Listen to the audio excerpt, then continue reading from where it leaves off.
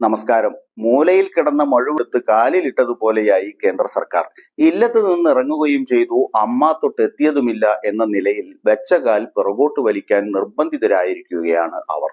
2023 കരട് broadcasting bill താൽക്കാലികമായി നിർത്തിവെച്ചതായി വിവര പ്രക്ഷേപണ ഇലക്ട്രോണിക്സ് ഇൻഫർമേഷൻ ടെക്നോളജി മന്ത്രി അശ്വിനി വൈഷ്ണവ് പറഞ്ഞത് വെറുതെയല്ല. തൊട്ടാൽ പൊള്ളുന്ന വിഷയമാണെന്ന് അറിഞ്ഞുകൊണ്ട് തന്നെയാണ്. കഴിഞ്ഞ ദിവസം മാധ്യമങ്ങളോട് സംസാരിക്കവെയാണ് കേന്ദ്രത്തിന്റെ പിന്മാറ്റത്തെക്കുറിച്ച് മന്ത്രി പ്രസ്താവന നൽകിയത്. വിപുലമായ കൂടിയാലോചനകൾക്ക് ശേഷം മാത്രമേ ബില്ല് നടപ്പാക്കുകയുള്ളൂ എന്നാണ് മന്ത്രി ഇപ്പോൾ പറയുന്നത്. വളരെ തുറന്ന മനസ്സുള്ളവരാണ് ഞങ്ങൾ, അതുകൊണ്ട് തന്നെ രാജ്യത്തിനായി എന്തു ചെയ്താലും അതിനെക്കുറിച്ച് വിപുലമായ ആലോചനകൾ നടത്തിയും അതിന്റെ എല്ലാ വീക്ഷണങ്ങളെക്കുറിച്ചും പഠിക്കുകയും ചെയ്തതിനു ശേഷം മാത്രമേ ഒരു നിയമം നിലവിൽ കൊണ്ടുവരാൻ ഞങ്ങൾ ആഗ്രഹിക്കുകയുള്ളൂ എന്നൊക്കെ മയത്തിൽ പറഞ്ഞിരിക്കുകയാണ് അശ്വിനി വൈഷ്ണവ്.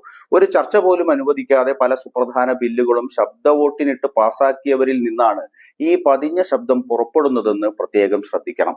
ബ്രോഡ്കാസ്റ്റിംഗ് ബില്ലിനെതിരെ നിരവധി വിമർശനങ്ങൾ ഉയർന്നതോടെയാണ് കേന്ദ്രം പ്രതിരോധത്തിലായത്.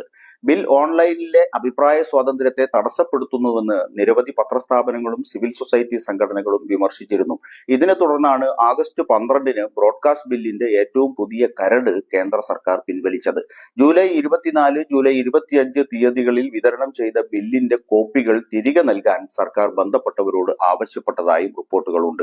സർക്കാർ നടത്തുന്ന കൂടിയാലോചനകളിൽ ഇത്തരമൊരു നിയമത്തിന്റെ ആവശ്യകതയില്ലെന്ന നിഗമനത്തിലെത്തിയാൽ പുതിയ ബില്ലിന് രൂപം നൽകില്ലെന്ന് ഒരു മുതിർന്ന ഉദ്യോഗസ്ഥനെ ഉദ്ധരിച്ച് മാധ്യമങ്ങൾ റിപ്പോർട്ട് ചെയ്തിട്ടുണ്ട്. അഭിപ്രായ സ്വാതന്ത്ര്യത്തെ തടസ്സപ്പെടുത്തുന്നു എന്ന പ്രസ് ബോഡികളുടെയും സിവിൽ സൊസൈറ്റി സംഘടനകളുടെയും ആരോപണങ്ങൾ കാരണമാണ് കേന്ദ്രം കരട് നിയമനിർമ്മാണം പിൻവലിച്ചതെന്നാണ് പറയപ്പെടുന്നത്. സാമൂഹ്യ മാധ്യമങ്ങൾക്ക് മൂക്കുകയറിടാൻ ശ്രമിച്ചവർക്കെതിരെ വമ്പിച്ച പ്രക്ഷോഭം നേരിട്ട് നാടുവിടേണ്ടി വന്ന ബംഗ്ലാദേശ് പ്രധാനമന്ത്രിയുടെ അനുഭവവും ഈ പിന്മാറ്റത്തിന് പിന്നിലുണ്ടെന്ന ആരോപണമുണ്ട്. 1995 കേബിൾ ടെലിവിഷൻ ശൃംഖലാ നിയന്ത്രണ നിയമത്തിന് പകരമായാണ് ബ്രോഡ്കാസ്റ്റിംഗ് സർവീസസ് നിയന്ത്രണ ബില്ലിന്റെ കരട് പുറത്തിറക്കിയത്. ടെലിവിഷൻ മാത്രം ഉൾപ്പെട്ടിരുന്ന പഴയ നിയമത്തിൽ OTT അടക്കമുള്ളവയെ ഉൾപ്പെടുത്തുന്നതാണ് പുതിയ ബില്ലെന്നായിരുന്നു ആദ്യഘട്ടത്തിൽ വന്ന സൂചന. എന്നാൽ സാമൂഹ്യ മാധ്യമങ്ങൾക്ക് പുറമെ വിവിധ കണ്ടന്റ് ക്രിയേറ്റർമാർ, ഓൺലൈൻ പോർട്ടലുകൾ, വെബ്സൈറ്റുകൾ എന്നിവരെ കൂടി ബില്ലിന്റെ പരിധിയിൽപ്പെടുത്താൻ കേന്ദ്ര സർക്കാർ ശുപാർശ ചെയ്യുകയായിരുന്നു. ഇതോടെ നിയമവിദഗ്ധരടക്കമുള്ളവർ വിയോജിച്ച് രംഗത്തെത്തി. അഭിപ്രായ സ്വാതന്ത്ര്യത്തിന് മേലുള്ള കടന്നുകയറ്റമാണിതെന്നായിരുന്നു പ്രധാന വിമർശനം. സർക്കാരിനെതിരെ നിരന്തരം വാർത്തകൾ ചെയ്യുന്ന ചാനലുകളെയും ധ്രുവ് റാട്ടിയെയും രവീഷ് കുമാറിനെയും ബർക്ക ദത്തയെയും പോലുള്ള യൂട്യൂബ് ചാനലുകളെയും നിയന്ത്രിക്കണം എന്ന ഉദ്ദേശവും ബില്ലിന് പിന്നിലുണ്ടായിരുന്നു. പൊതു താൽപര്യമോ ദേശീയ സുരക്ഷാ കാരണങ്ങളോ ചൂണ്ടിക്കാട്ടി ഒരു പ്രോഗ്രാമിന്റെ സംപ്രേഷണം അല്ലെങ്കിൽ ഒരു ബ്രോഡ്കാസ്റ്ററിന്റെയോ പ്രക്ഷേപണ ശൃംഖലയുടെയോ പ്രവർത്തനം നിരോധിക്കാനുള്ള അധികാരം കേന്ദ്രത്തിന് ഈ ബില്ല് നൽകുന്നുണ്ട്.